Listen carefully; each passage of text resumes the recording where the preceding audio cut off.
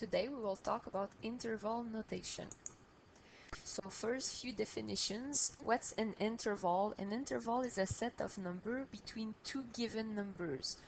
Those numbers can be included or not. For example, if we say from 4 to 10, 4 and 10 can be included or not. We're going to use different symbols to show if they are or not.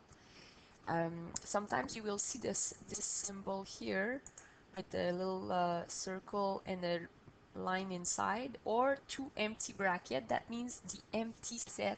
It's like an answer that has nothing in it. So it looks like this. It's a circle with a line inside, or just two brackets, but you see there's nothing inside. So it's called the empty set. Sometimes we're going to use the symbol of infinity. Sometimes we'll use plus infinity or minus infinity on your number line. You can imagine that it goes from left to right, from minus infinity to plus infinity. Now the different way we can do the notation. First, we can do the interval notation. So we're going to be using square brackets around the numbers. Sometimes the bracket will face in, so the numbers will be included. For example, from -2 to 1. If I want to show it on the number line, maybe sometimes it's easier to see. So if I go from -2 to 1 and they are included, what we're going to do is we're going to use a dot that's going to be full. So we're going to color the whole dot. So from -2 to 1. Sometimes also we will write it like smaller than or greater than. So we're going to write x is greater or equal to -2, but is also smaller or equal to 1. That's another way. So that's when the brackets, you see here, the brackets are facing inside, they're included. Sometimes they will be facing outside, like here, from 3 to 5 facing outside. So on the number line, the way we're going to show it is we're going to use empty dot from 3 to 5, and we're going to color inside. What does it mean? It means 3 is not included, but right after, like 3.1 or even 3.001, that is included in our set. So the way we're going to write it down, we're going to write from 3 not included to 5 like this. You see the difference with the previous one is there's a line here, there's a line under to say that it's equal. On this one, you don't see this line.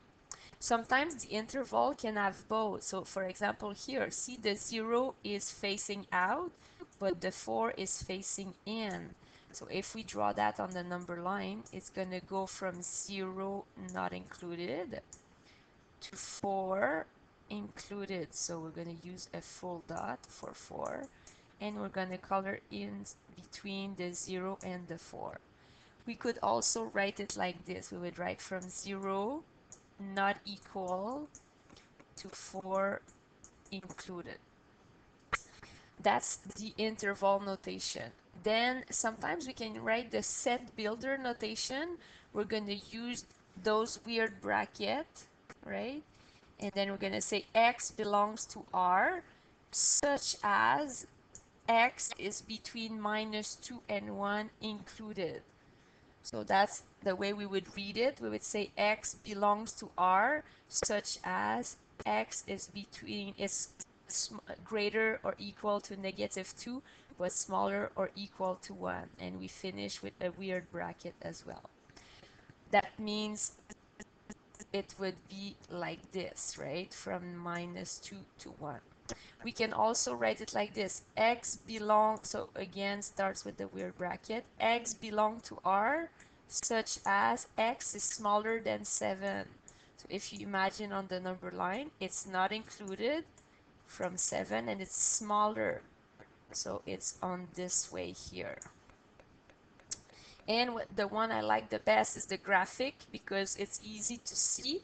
You're going to use a number line like this, and you're going to use dots. So if you have a dot that is full, that means it's included, and a dot that's empty means it's not included. So for example, like this, if I go from -3 to 4, -3 is included, so I'm going to face in, but 4 is not included, so I'm going to face out on this one. So now what I suggest you do is you try to practice a little bit. So there's a table here that you should pause the video and try to complete from the interval notation to the set builder notation to the graphic representation. So pause the video, and then when you're ready to correct, you can click on pause and it's going to correct. So I'm going to just do the first one, and after I'm just going to give you the answer. So when you start the set builder notation, you start with a weird bracket. X belongs to R, such as starts from -6, and it's facing in. You can see the bracket is like this. So then it's smaller than or equal to X. And X is smaller than 0 because it's facing out. And don't forget your weird bracket. Now if you do it on the number line, from -6 included to 0 included, and then we're shading in between. Not shading, but yeah, something like that.